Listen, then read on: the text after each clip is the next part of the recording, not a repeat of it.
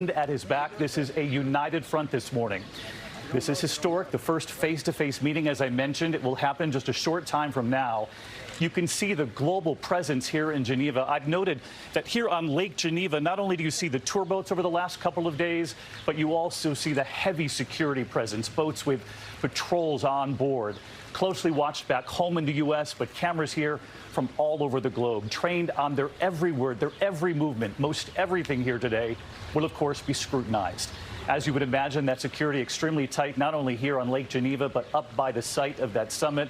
They will hold that summit not far from where people are gathered on the streets of Geneva at that public park, again in that sprawling chateau. We know we have Chief White House correspondent Cecilia Vega just outside that villa this morning. And Cecilia, you got a chance to see where they'll be meeting.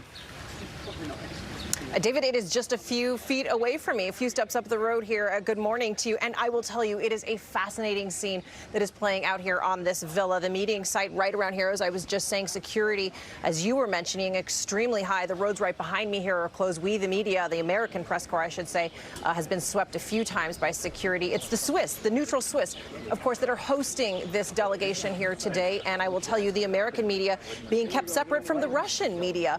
We were allowed to see this site a few where the meeting will be taking place about an hour or so ago. We did have a little bit of interaction with the Russian media there, and I will tell you it was quite the spectacle. They took their cameras out and they were filming us here. We are now just a few minutes away from this meeting, David, and the White House has told us all along there were no preconditions set before these two leaders agreed to this summit. Let me tell you a little bit about what we can expect as the day moves forward. We're looking at 4 to 5 hours of meeting sit-down time. They're going to be broken into 2 sessions, as far as we know, one smaller group, one larger group. That first session, it's going to be President Biden, Vladimir Putin, Secretary of State Antony Blinken, and his Russian counterpart.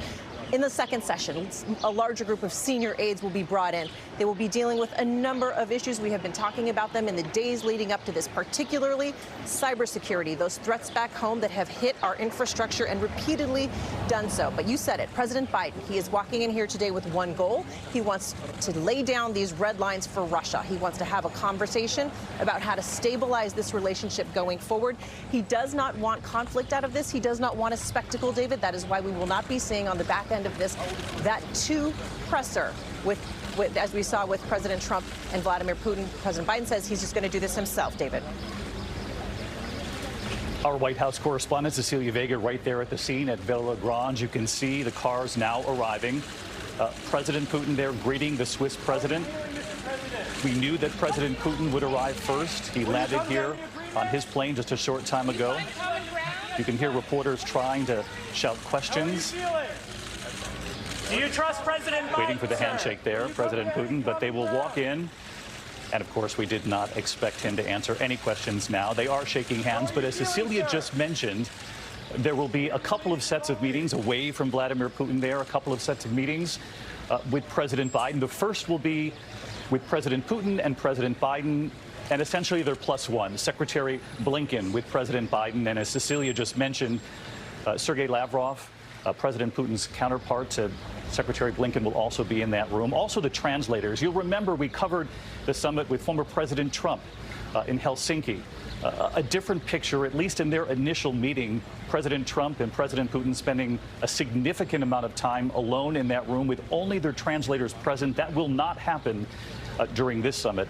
After that initial meeting, there will be a second meeting with larger groups from both delegations. And as Cecilia said a moment ago, and this is sort of extraordinary, they'll meet 4 to 5 hours today here in Geneva, and they want to have some sort of deliverables. That's the word bureaucrats use to explain that they hope to come out of this meeting with at least a pathway forward, a couple of areas where they do agree, where they can see eye to eye. And I want to bring in our chief global affairs anchor, Martha Raddatz, with me here in Geneva for the last couple of days as we cover this summit. And Martha, the central question going into this is, what does success look like for the U.S.? Well, David, as you know, they've really lowered the bar in the last few days. So anything they do, any progress they make, will be seen as a win. And as Cecilia mentioned, there won't be a joint press conference, so they can both spin it in any way they want. But there's so much the U.S. does want, especially on that cybersecurity front. That SolarWinds hack was an enormous hack.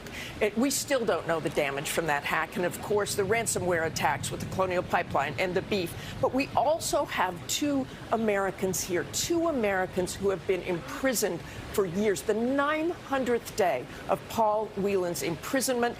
We also have Trevor Reed. Both are former Marines and have been in prison here. Trevor Reed, Vladimir Putin said in an interview that he was just a troublemaker and a drunk. So perhaps they can do some sort of prisoner exchange. But Paul Whelan, the deputy foreign minister of Russia, said his offenses are too severe. He's been charged with espionage. He was actually handed a flash drive. He said he thought it was pictures of churches. It turned out to be classified information. So he's been in prison ever since. Martha Raddatz with us every step of the way here this morning. Martha, mentioning those two former U.S. Marines being held in Russian jails. Of course, we have taken note that in the last couple of days, Russia has repeatedly floated the notion, the idea of a potential prisoner swap. The White House saying just this morning, no comment on that. So we have no indication on whether or not the U.S. expects any movement on that front after the summit. We do know that right after the summit, unlike the last one, there will not be a joint press conference. It will be President Biden addressing reporters from around the world after President Putin. So they'll each answer questions on their own. President Biden saying in recent days that he didn't want to be compared on the world stage to Putin. He didn't want their body language to be read, who shook whose hands, who embraced one another. You'll remember there were headlines immediately made when President Trump took the side of Vladimir Putin on the world stage over his own U.S. intelligence community.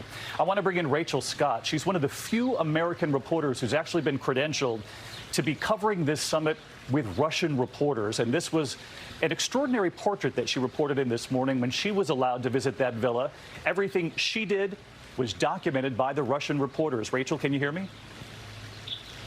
David, I can hear you. I can tell you that many of the Russian reporters here are fascinated and intrigued by the American presence here. When I film a stand-up or film something on camera, they are filming me. Some have approached me asking what it feels like to be on the Russian side of things, quote, and what my message is for President Putin.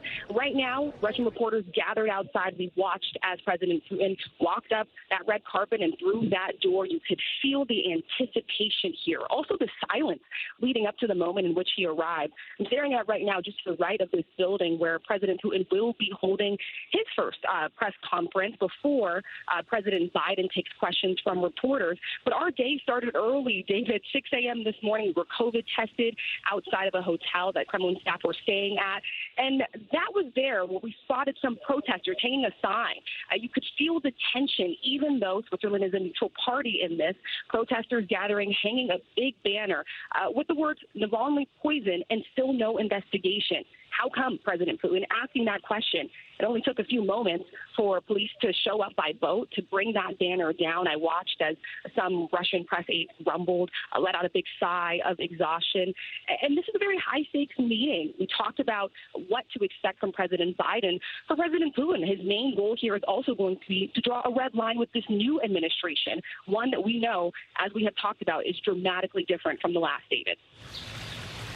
And Rachel, I got a kick out of your editorial note just before we came on the air this morning, and you mentioned it right there. Russian reporters asked you for your message to President Putin, and I gather you said no comment? I said no comment, David. I was a little surprised by the cameras being put in my face. Many of them even knew who I was, what outlet I was with. And the president does face a lot of tough questions, and he certainly will be pressed by President Biden, but also in that press conference that follows on everything from human rights to cyber attacks. There was no shortage of questions to ask President Putin after these two leaders come face-to-face, David. Ever the objective reporter, our congressional correspondent Rachel Scott with the Russian reporters covering this summit. A unique perspective from Rachel here this morning. As you look at those live pictures, we do know that President Biden will be arriving at any moment. He has repeatedly said that he wants to come out of this summit with a stable, predictable relationship with Russia, both sides signaling that they want to lower the temperature. You're looking at the motorcade here this morning. President Biden, in fact, on his way. We saw him land here in Geneva on Air Force One yesterday. His his team revealing very little about what will be discussed. It's certainly expected President Biden will talk about those recent Russian-based attacks that Martha mentioned on our infrastructure, on the Colonial Pipeline that affected gas prices, shutting down gas stations, and of course the attack on the U.S. meat supply. All of those are believed to be cyber attacks based in Russia, and President Biden will, no question, press President Putin on whether or not he will continue to harbor cyber hacking criminals inside Russia. Now, in recent days, President Putin was pressed on this. He laughed it off. He said the word nonsense when it comes to the notion that he was harboring criminals. But of course, that's the public rhetoric. I want to bring in our Chief Justice Correspondent, Pierre Thomas, because Pierre, for so many years now, when American presidents have met with Soviet leaders and now Russian leaders, the talk has been about nuclear arms control. That'll be discussed again today. But first and foremost, these cyber attacks on not only the U.S. government, on U.S. companies, the solar winds inside our computers for so many months undetected. But now the cyber attacks on our infrastructure, which really got the attention of so many Americans across the country because they saw it themselves. They saw it at the gas pumps, and they heard about it with the U.S. meat supply, and they've heard these headlines about hospitals being attacked too. Their personal records, Pierre. David, it's an immediate threat, it's an ongoing threat, and it's been intensifying. All these threats appear to be emanating from Russia in many cases, as you mentioned, the Colonial Pipeline attack, the attack on the meat supply. Law enforcement officials are watching very closely. They want to see how Biden goes about establishing these red lines. What will the United States do if these attacks intensify? David, because right now they are understanding that these attacks are hitting people where they live. Those gas lines that we all saw, gas stations shut down, the meat supply in question. So law enforcement officials want to know, how can Biden calibrate this without escalating this? Because a lot of law enforcement officials are telling me it could get a lot worse, a lot more difficult if the Russians choose to make this more intensifying, because they can shut down the electrical grid. Sources are telling me they can do things to the water supply. So the key is, how can Biden press the Russians but not escalate the situation, David? They have repeatedly said that. Thank you, Pierre. The Biden administration saying that they don't want to escalate tensions, but they do need to find a way to stop these aggressions, particularly when it comes to the cyber attacks. We continue to wait. President Biden's motorcade arriving at Villa Lagrange any moment, not far from here. And in fact, you can see some of the motorcade going behind me. For those of you watching, you can see this is Lake Geneva right behind me. Perhaps you can see some of the blue lights flashing on the cars. There you see the American flag. President Biden going by right now as we speak. You cannot overstate the beauty of Geneva. And in fact, there's a boat with security on Lake Geneva traveling almost simultaneously across the water as President Biden's motorcade travels here behind us. A stunning setting, the famous setting here in Geneva of Lake Geneva. You can hear some of the reaction there on the streets here of Geneva. A beautiful day, a beautiful setting. But again, as we've been pointing out here this morning, these topics are extraordinarily important and difficult, and both leaders will be expected to address them. So there you see the motorcade heading to Villa Lagrange, where we know President Putin has already met with the Swiss president. President Biden will have that same photo op. We're expecting a shaking of the hands. They'll then be brought inside, where the three leaders will then converse for a short period of time. We're told then they will all come out before the cameras. We'll see them, that united front. They're expected to take no questions again, but you never know, which is why we're carrying this live. And then they'll go into that first meeting. The first meeting will be that smaller meeting with President Biden, Secretary of State Antony Blinken, and of course, President Putin and Secretary Blinken's counterpart on the Russian side. We've been talking so much about what they'll bring up. Of course, first and foremost on the minds of Americans is what we have seen in recent weeks, those attacks, those cyber attacks, which have affected everyday life. But we've also covered for so many years the situation in Ukraine. That will absolutely come up. Russia sending thousands of troops to the border again. They'll talk about strategic stability. In other words, nuclear weapons, how they continue to make progress there. President Biden signaling that in his first months of his presidency, he reached out to President Putin to continue the New START treaty. But they'll continue to discuss nuclear weapons, areas where the two countries can continue to work together. And on Ukraine are Senior national correspondent Terry Moran with us this morning. Terry, I know you spent time in Crimea, and the world has been watching this buildup. Thousands of troops they did recede, but only a slight bit, and this all happening in the months leading up to this summit. That's right. This is President Putin once again reaching into those near neighbors of Russia and trying to demonstrate that Russia can dominate its sphere of influence. It is one of the prime Russian objectives in its foreign policy to push the West back from Ukraine, from Georgia, from those other countries bordering Russia. Some of them want to be closer to Europe. I was there in Crimea when the little green men, soldiers without any insignia on their uniforms, that Putin openly denied. He said that those aren't Russians, and then later bragged about what a great operation it was and gave them medals. It's the kind of foreign policy that he's been pursuing for a long time. And this buildup of Russian troops in April, they're still there. He said he would withdraw, and he did withdraw some of them. But this is a man who likes options. And by having those troops on the Ukrainian border, he's got options to exert power, to make trouble, and once again to back off the West, including President Biden, who has made clear that in his judgment, and at the NATO summit he made this clear, as well as did the allies, Ukraine has a right to join NATO if it can get through the NATO membership process. That infuriates Putin. He wants Russia to be considered a great power with its own sphere of influence, that the West needs to back off, and that will be a subject today in these discussions. Terry Moran with us all morning for our coverage of the Biden-Putin summit. Terry, thank you, and we'll be coming back to you in due time. We do see President Biden's motorcade arriving now at Villa Lagrange, that 18th century mansion inside a public park, which of course has been closed off. It's been secured now for many days leading up to this summit. The carpet there waiting, and so is the Swiss president again, this time for President Biden. And we've noted right here in Geneva, the American flag and the Russian flag is up all over Geneva. The two flags line the bridges here. They line the lakes. Perhaps one of the best places on the globe to greet both leaders. They have been welcoming to both countries. And President Biden expected to get out of this car shortly. And the question, Martha, of course, is will he also take no questions, which I'm sure is what his team has advised him to do. I'm sure they've advised him with that. And David, you talk about the history in this beautiful city. I was here in 1985 with Gorbachev and Reagan, their first summit here. And it just tells you so completely how long we have had this difficult, complicated relationship with Russia, but also how important personal relationships are between two leaders. It was the first for Gorbachev and Reagan. They ended up having a very fine relationship. They had nothing, as you call it, the deliverables from that original meeting, but later on they did, and certainly about nuclear weapons. They'll talk about that again today. Another sign of how long this has lasted and how important it is. And I know one of the things of people I've talked to is that the Russians go into this meeting just believing that Americans don't like them.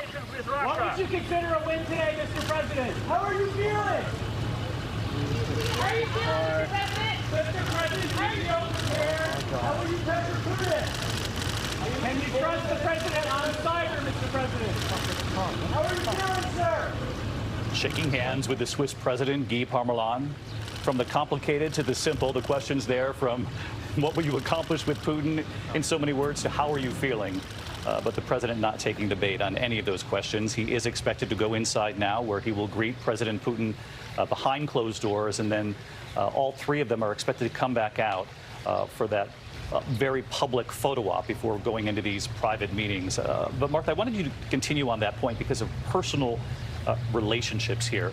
You know, President Biden has famously said, he wrote in his memoir, that he met with President Putin. We have to remember they have a history here. They met when he was Vice President Biden 10 years ago. He said that he looked into Vladimir Putin's eyes and he said to him, "I don't think you have a soul." He said that Putin responded, "I think we have an understanding." It was interesting. President Putin was asked about this in recent days. He laughed it off and said, "I don't remember that, but Biden has a good memory."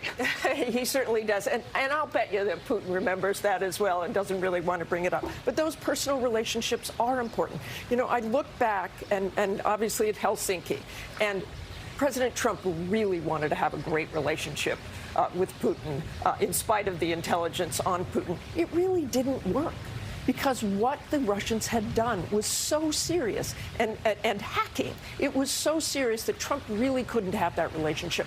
And that relationship really didn't get him anywhere. Even if you look at Kim Jong-un, you and I were both there at those summits. In one of those summits in Hanoi, President Trump just walked out. So personal relationships are important, but they're certainly not everything. America looks for action. America wants to see what comes out of a summit like this and where they can go forward from this. But I believe that in this meeting, and we heard a little bit of flattery this week, right? He called him a worthy adversary, said he was bright, talking about Vladimir Putin, Joe Biden. And you want that mix in a summit like that. You want to be tough, but you want to listen and have some sort of personal respect. Understand your differences and try to move forward. Very astute politically to observe the change in rhetoric in the days leading up to this summit. John Carl also with us, our chief Washington correspondent. And John, as Martha alluded to there, you heard just this week President Biden telling our Cecilia Vega that he considers Putin a worthy adversary. He considers him bright. You heard Vladimir Putin say that Biden is an experienced politician. He's smart. He has years behind him going into this summit. He also said that former President Trump is an extraordinary individual who didn't come from politics, and whether you agree with that or not, Putin said, he should be respected. Well, he also said, Putin did of Trump and the comparison with Biden, that Biden is less impulsive. And interesting phrase, David, he said that he expected under Biden for America to observe certain rules of interaction. You know, the bottom line of that relationship between Trump and Putin, between the United States under Trump and Russia under Putin, is, although the rhetoric was very warm, obviously, the two seem to have an odd chemistry. The view from Russia is that the Trump's administration never really delivered on a better relationship with Russia. So I thought that the notion of Biden coming out and calling Putin a worthy adversary was very significant, especially when you consider that when Biden was vice president, Obama was president. Obama referred to, and there they are, but Obama referred to Putin and Russia as a regional power. Monsieur le Président de la Fédération de Russie, Monsieur le Président des États-Unis d'Amérique, au nom du gouvernement suisse, je vous souhaite la That's the Swiss bienvenue à President, Genève, Guy Parmelin, ville de paix. who of course agreed to host La Suisse both est countries très for honorée this de summit. vous accueillir pour ce sommet. Elle est host you heureuse here de for this pouvoir summit, ainsi, and we're conformément à sa also tradition pleased, des bons in offices, accordance with our tradition of good offices, to promote dialogue and mutual understanding. Monsieur le Président, I wish you, Mr.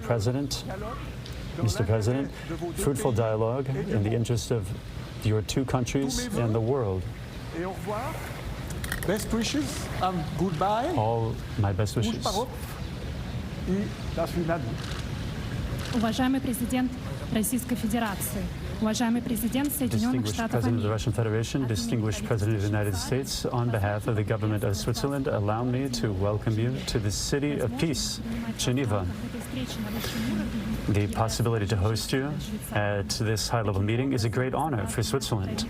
Thus, in accordance with our tradition of good offices, we are pleased to be able to promote dialogue and mutual understanding.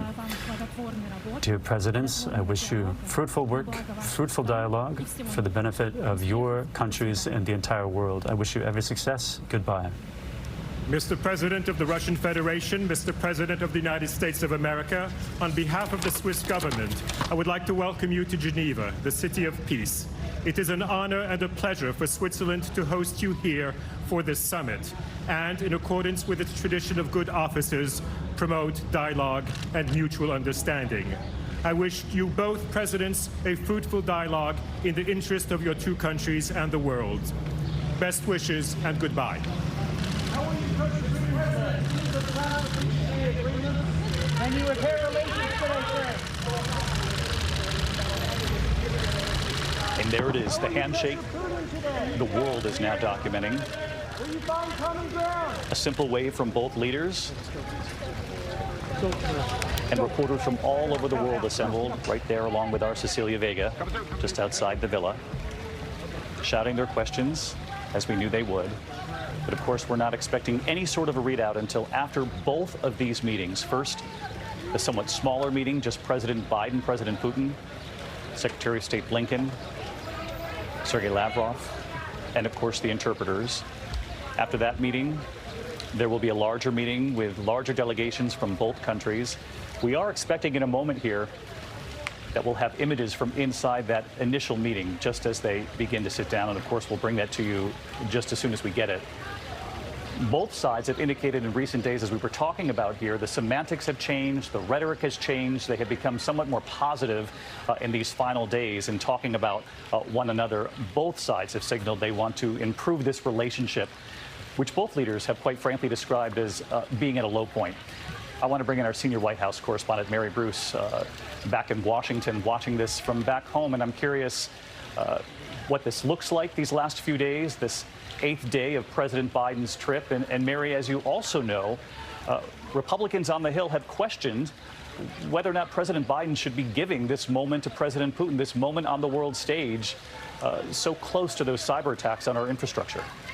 Yeah, David, critics here say that what we just saw, that handshake, these photographs, these images that are now going around the world, this is exactly what Putin wanted.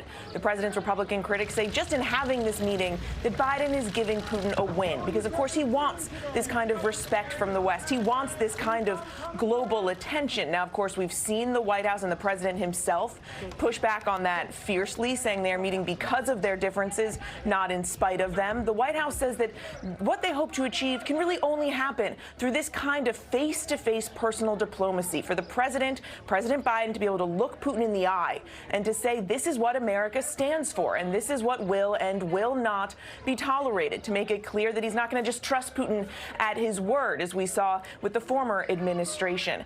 And they say that all of that makes this worth doing, even though they know there may not be any big sweeping announcements out of this. The question is whether they can come to agreement on a new framework, stop that downward spiral in the U.S.-Russian relationship that has led to this low point, David. Mary Bruce watching this all from Washington with us here today, and these talks are expected to run 4 to 5 hours today. Asked if he's ready going into this, President Biden responding, I'm always ready. We heard about some of the skeptics, some of the questions on Capitol Hill about whether or not President Biden should be going into the summit, at least this early into his administration.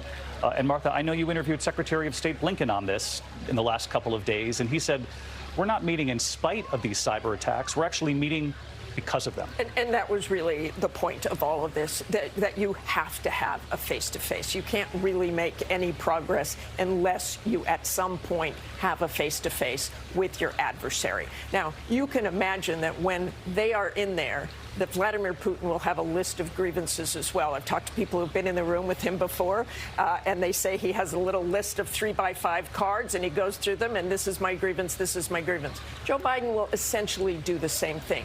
We also know they go into this meeting with Vladimir Putin denying the hacking, denying that Russia had. Calling it nonsense. Calling it nonsense. So at that starting point, it's sort of a, gentlemen, start your engines. They're going to go at it with each other. They're going to list those grievances, but then they will try, we hope, to find some sort of common ground. But it's why these meetings are important. I know President Trump got a lot of heat for ever going to see Kim Jong-un. That never worked out. They really didn't get anywhere, although they did get some hostages released.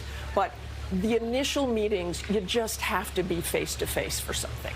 And that's where you actually see the difference between the public stance, as you mentioned, nonsense, saying these hackers are not in Russia.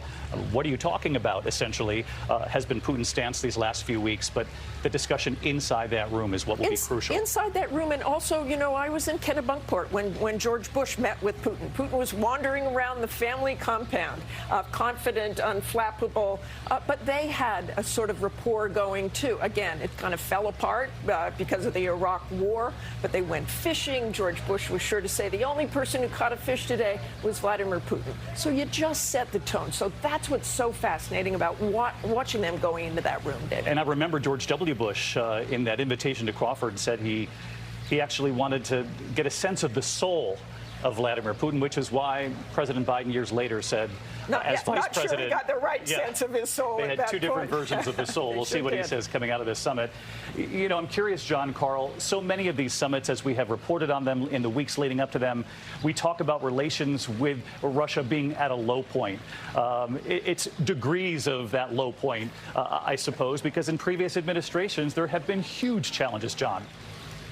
Huge challenges with Vladimir Putin. And by the way, I've got to say, David, one indication that Vladimir Putin himself wants to turn the temperature down on this conflict, it may be a relatively trivial one, but I think it is significant, is that he showed up on time this morning. I can't tell you how many events between the Americans and the Russians that I've gone to where Putin has kept the Americans waiting. It's a power play. I went to one meeting in Russia several years ago where the secretaries of State and Secretary of Defense went to Putin's dacha, to his home outside of Moscow, a sign of respect going to him. And even there, he kept them waiting for well over an hour before coming downstairs to say hello. So the fact that he was here promptly and on time. But look, you remember the days with Barack Obama when they would have meetings and the body language spoke louder than any words that were actually said between the two of them. You could see the contempt between the two men. Obviously, you had the invasion of Crimea that Terry referred to, big disagreements over Russian behavior in Syria. And under George W. Bush, after Bush famously looked in his eyes and saw his soul, you certainly had significant tensions between the Bush administration and Putin's Russia over issues like Iraq and Chechnya. So yes, we've had many, many low points, and I think what's significant here is actually an effort by both men to turn the temperature down. They've both said we're at a low point. I expect we're not going to see huge deliverables here, but we will see signs of a slightly warming relationship, even if that only means being willing to engage with one another.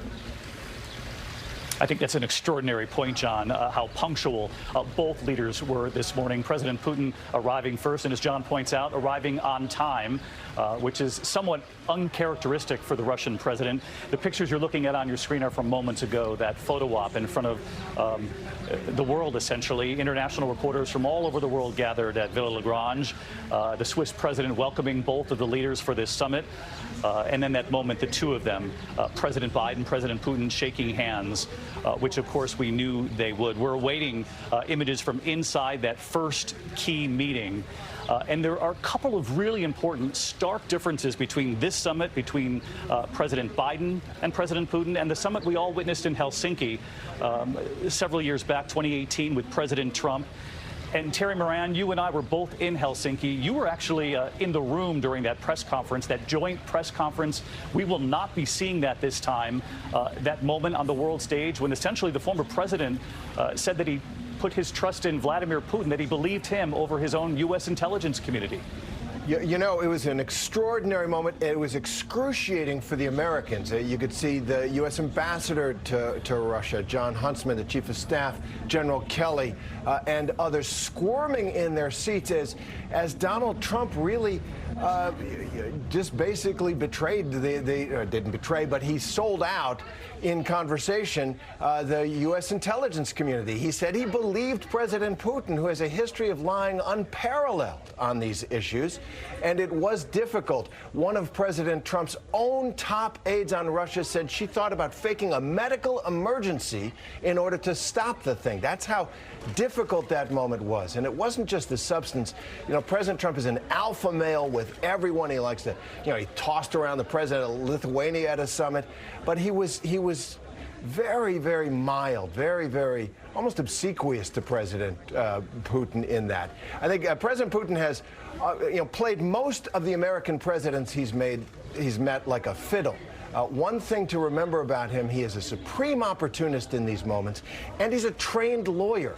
He says whatever he needs to. He looks for openings, for vulnerabilities, and he is the kind of interlocutor who's very difficult to deal with. President Biden has known him for years. He knows his strengths. He knows his weaknesses. And I think both men share this goal. It's why they arrived on time. They do want to calm this relationship down. Terry, you're absolutely right. President Biden has repeatedly said, I'll be sitting down at this summit with a leader that I know. They do have a history. Again, that meeting back in 2011 when President Biden was then the vice president. And of course, President Biden in recent months telling our own George Stephanopoulos, when George asked him, do you think Putin is a killer? He said, yes, I do. It made global headlines. You're looking at them now sitting down. President Biden essentially sitting down with the man he agreed was a killer. Now, though, the change in rhetoric in the days leading up to this moment right here. And Cecilia Vega, I know you're watching this moment with me, and no one has witnessed the change in stance and in temperature leading up to this summit. No one has witnessed this more than you. The president telling you that Putin is a worthy adversary. A worthy adversary, David. He also called him bright and tough.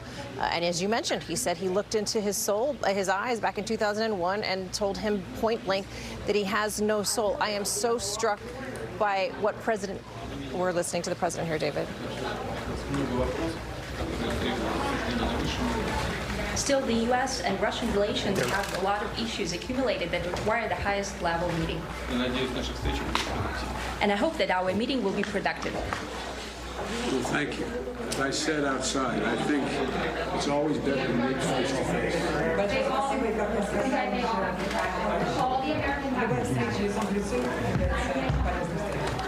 Try to determine where we have mutual interest. Cooperate.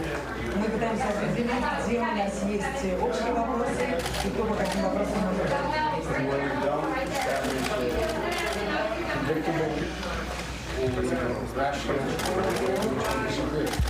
А там, где у нас есть разногласия, то мы можем делать все для того, чтобы мы смогли рационально и предсказуемо верить и держать.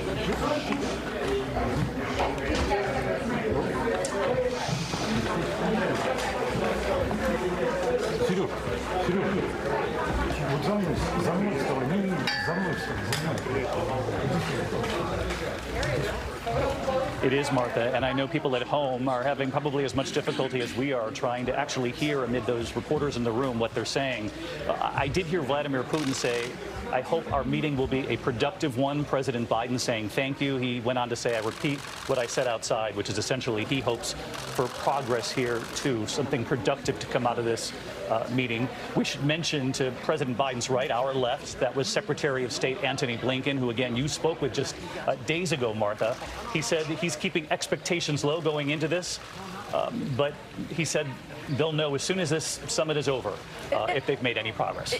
Exactly, and they will come out and say whatever progress they made. Blinken talked about sanctions as well, and he said he's thought that these sanctions have worked in the past. Obviously, that's something Vladimir Putin wants to get rid of. But look at that scene there, David. Casually taking questions. Both men look so relaxed, and it really is a very long photo opportunity. They usually get the press out of there quickly. It's really a lesson in diplomacy for us all between two adversaries who, in the months leading up to this, were asked questions that made global headlines. But here they are, the two of them sitting face to face. And we heard Mary Bruce address this a little earlier. Some have questioned whether or not President Biden should be giving this stage, this platform to President Putin, at least at this point in the administration, given what we've seen in Ukraine, what we've seen with Alexei Navalny, what we have seen with the cyber attacks, the SolarWinds attack on several of our federal agencies and U.S. companies. And we know now that they were inside U.S. computers for months before they were even detected gathering all sorts of data. But look at the body language, Martha. You have Vladimir Putin leaning back in his chair. We've noted that posture before. And President Biden, quite frankly, looks very comfortable in that room. He really does. And they've had months of preps for this. I mean, Joe Biden is prepared for this his whole life, let's face it. He knows exactly what he wants to say in that room. You know, we talked about Helsinki, where you were, and what happened there. Donald Trump had been prepped as well, and sometimes things don't go as predicted. Biden has been been very disciplined of late, but he too can say things that are a little off script. I love this handler here in the room. Go away, go away, please. How many times have you and I heard that? Not mincing words, just go away. That's our role as reporters, Yes. though. We stay as long as we can, and we ask as many questions as we can and to see if they'll answer. But they do want to get the summit started. We know this is the 8th day of President Biden's first international trip. America's allies will be paying close attention, but President Biden has said on the world stage that he entertained ideas, opinions, and advice from not only his allies at the G7, but then at NATO and in his talks with EU leaders. Cecilia, it was very clear going into this summit, Cecilia Vega, that the White House believed that President Biden would have the wind at his back if he could get our allies with him in this meeting with Vladimir Putin, in a sense, using their ideas, taking their ideas, and trying to send the message to Putin that America and its allies are back and that they stand together. David, in a nutshell, Russia and this summit that is happening right now has dominated every minute of his meeting with allies and basically every step along the way of this first presidential foreign trip for President Biden. He said essentially nearly every ally, if not every ally, had talked to him about Russia's growing aggression. There was unanimity among all of the allies, NATO, G7, that he's met with in the days leading up to this, from Brussels to the UK, before he showed up here in Switzerland for this meeting. All of these allies agreeing that something needs to be done to rein in Russia's growing aggression. Martha mentioned those preparations, David. I've got to tell you, sources are telling me that President Biden has been preparing for weeks. We were learning that he had been receiving at least once a daily briefings, and it is just absolutely extraordinary that in the end the White House ended up bringing in that Russia expert, Fiona Hill, who was a member of the Trump administration, who you will remember from the impeachment hearings. And as Terry mentioned, she later said that she considered feigning a medical emergency during that infamous now press conference with President Trump and Vladimir Putin, where the president sided with Putin over intelligence committee. So it's just an extraordinary amount of preparation that went into this from the president, David. Cecilia Vega, who'll be watching this with us all day long. She's been leading our coverage throughout the president's trip. Rachel Scott also traveling with the president on this trip, but she's with the Russian reporters today. And Rachel, a quick thought from you before we go on how the Russians perceived the images that we all witnessed together here. Everybody here is studying every single movement as those two leaders met face-to-face, shaking hands. You have more than a dozen reporters that flooded outside the media styling center, now spread out here on the lawn, standing shoulder to shoulder. Frankly, many of us have not been this close together since the pandemic began. This is now an intensified police presence. We've been pushed back a little bit, but I could tell you, David, that reporters here are waiting for these leaders to come out, looking for any cue about how that meeting went. Rachel Scott, who's been assigned to be with the Russian delegation today, the Russian reporters, one of the few American journalists credentialed to be with the Russians, who are, of course, also here covering their leader, meeting with the U.S. president. The international stage belongs to President Biden and to President Putin today. Of course, the meeting is the most challenging for President Biden on this 8th day of his international trip. But as I mentioned a moment ago, his team believes he comes into this meeting with President Putin with the wind at his back, his U.S. allies with him, after signaling to them that America is back and has their back as well. President Biden had been pressed about this moment at every opportunity, even before the start of the G7, and he said at the beginning of this trip, I will let him know what I want him to know. The question is, how long will that list be? We know it'll include the cyber attacks on the U.S., on our critical infrastructure in recent weeks, Americans taking note. So many of these stories don't land in a way that those two hacks certainly did. We saw gas stations close, gas prices shoot up almost immediately, right up and down the East Coast when the Colonial Pipeline was hacked into by Russian-based attackers, according to U.S. intelligence and authorities who firmly believe those attacks were based in Russia. We saw it then days later with the U.S. meat supply, the largest supplier in the U.S., also hacked. Both of those U.S. companies, of course, paying ransom. U.S. authorities then making an announcement that they do not want U.S. companies to pay those ransoms. But as you can imagine, those companies find themselves in very difficult situations, Martha. What do you do when hackers have control of your computers, essentially your business? But we heard from Christopher Wray, the FBI director, who said we must treat this on the level of terror against the U.S. And I guess what we all want to know is, what does that look like? What does it look like that the the FBI is prioritizing cybersecurity and these cyber hacks in the same way it did terrorism. We know what America looks like with a terrorist threat. We go through the airports, we do all this, but they do have to deal with private companies who sometimes say, is it worth the risk to pay ransom, or do I take these precautions in the beginning? Martha Raddatz, who will be with me here all day. You're looking at pictures from the room just moments ago. The leaders gathered there. President Biden, Vladimir Putin. Not a lot of smiles in the room, but certainly comfortable body language. And President Biden extending his hand first for that handshake. And we were able to get a readout on some of what Biden said. He said, I think it's better to meet face to face. Our coverage is going to continue on ABC News Live and at abcnews.com. I'll be back with the entire team throughout the day, but for now, regular programming, which for most of you is Good Morning America. Robin Roberts and the team standing by with GMA right after the break. Good day. This has been a special report from ABC News. What have you done? Think anyone will notice? Yes. Yeah. If you ride, you get it. Yeah, they will. Geico Motorcycle. 15 minutes could save you 15% or more. From director Edgar Wright comes an exhilarating celebration of two brothers. We are Sparks. Who made music their way. They don't care about the money. They just wouldn't give up. The Sparks Brothers, now 100% on Rotten Tomatoes. Rated R, only in theaters Friday. Come fly with me. Let's fly